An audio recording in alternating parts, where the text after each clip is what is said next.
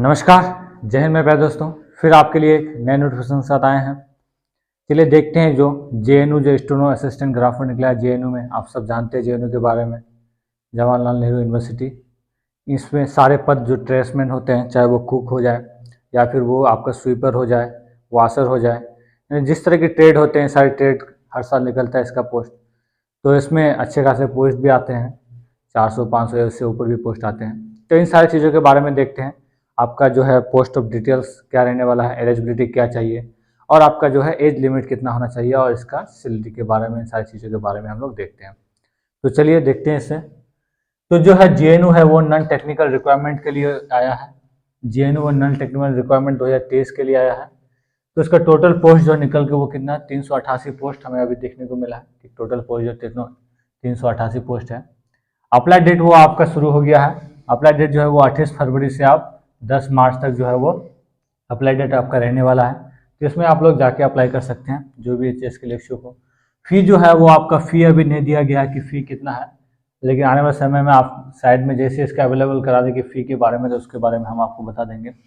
As जो है वो मिनिमम आपका 18 साल होना चाहिए, और मैक्सिमम आपका लगभग यहाँ जो है 30-32 तक इसका जो मैक्सिमम एज है वो रहने वाला है, लेकिन मिनिमम जो है वो 18 साल है। क्वालिफिकेशन की बात करें हम लोग तो 10 और 12 और ग्रेजुएशन तीनों जो है, तीनों जो भी चाहे 10th की है वो 12th की है या फिर ग्रेजुएशन की है, तीनों बच्चे के लिए है। आप अगर 10 भी किए हैं तो उसको भर सकते हैं आराम से, कोई दिक्कत नहीं है। पोस्ट नेम अगर पोस्ट वाइज डिटेल देखेंगे तो ये सारा हम यहाँ लिख दिए हैं। जैसे आप देख रहे हैं कि यहाँ जूनियर असिस्टेंट में जो है वो पोस्ट कितना है, तो वो आपका 106 पोस्ट निकल के आता है। उसी तरह फिर आप लोग जो मल्टीटास्किंग स्टाफ है उसमें आपका जो है 79 पोस्ट निकल के आता है बाहर। फिर जो है मेस हेल्पर समझते हैं ना, जो कुक खाना होता है, जो मेस बांटता है खाना, उसी का जो हेल्पर है वो आपका है वो 49। फिर आपका स्टेनोग्राफर में आपका यहाँ फिर 22। फिर आपका जो इंजीनियरिंग जो अटेंडेंट होते हैं, इंजीनियरिंग जो अटेंडेंट, उसके लिए आपका 22 पोस्ट है। बाकी कुक के लिए फिर आपका 19 पोस्ट है। फिर उसके बाद वर्क जो है असिस्टेंट, तो वर्क असिस्टेंट होता है उन सारी चीज़ों के लिए जो 16 पोस्ट है, कम दिया गया पोस्ट। और फिर selection officer, senior officer, then semi personal assistant जो 8-8 तो जो है सीट दिए गए हैं। इस प्रकार से अगर हम लोग देखें कि सिलेक्शन प्रोसेस क्या रहने वाला है, तो सबसे पहले जो आपका वो क्या होगा, रिटर्न टेस्ट होगा। तो आप सब जानते हैं कि ट्रेडमेंट्स में जो भी होते हैं, तो ट्रेडमेंट का किसी में तो ये तो आपका बीएसएफ या एसएसबी का है नहीं कि पहले फिजिकल लेगा। इसमें सिर्फ जो है वो जेएनयू है, आप सब जानते हैं जेएनयू के बारे में, ठीक है।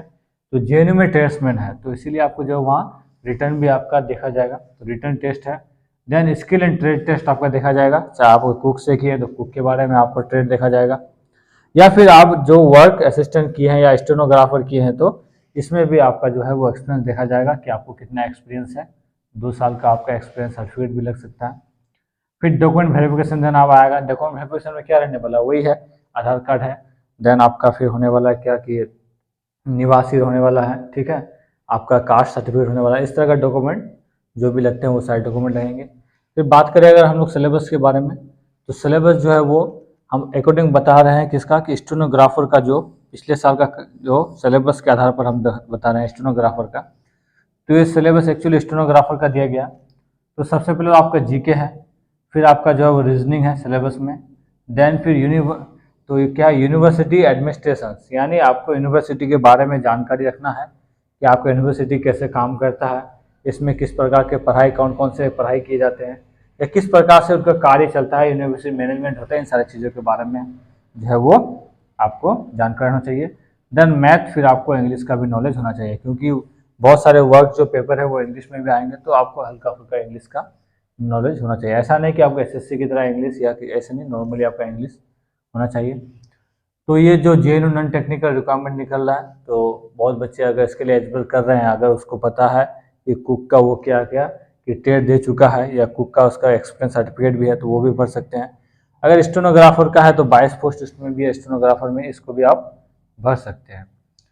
तो इसका जैसी फ़ी का अभी नहीं दिया गया नॉमिनल, तो आपका जैसे फ़ी का आएगा फिर इसके बारे में आगे फिर वीडियो बना आते रहेगा। तो इस प्रकार से जो भी बच्चे इसको अगर भरने के लिए इच्छुक हैं वो आराम से भर सकते हैं, ठीक है। तो आज तक के लिए बस इतना ही। अगले आने वाले समय में इस प्रकार से आप जानते हैं कि हमारे चैनल में द्वारा आपको हर समय समय पर सभी वैकेंसी गवर्नमेंट, चाहे आपका एसएससी रिलेटेड हो, बीएसएफ रिलेटेड हो, सीआईएसएफ हो, जितने भी सारे गवर्नमेंट एग्ज़ाम हैं, सारी चीज़ों के बारे में आपको हमारे चैनल में इन्फॉर्मेशन मिलते रहेगा। तो आज तक के लिए बस इतना ही। जय हिंद।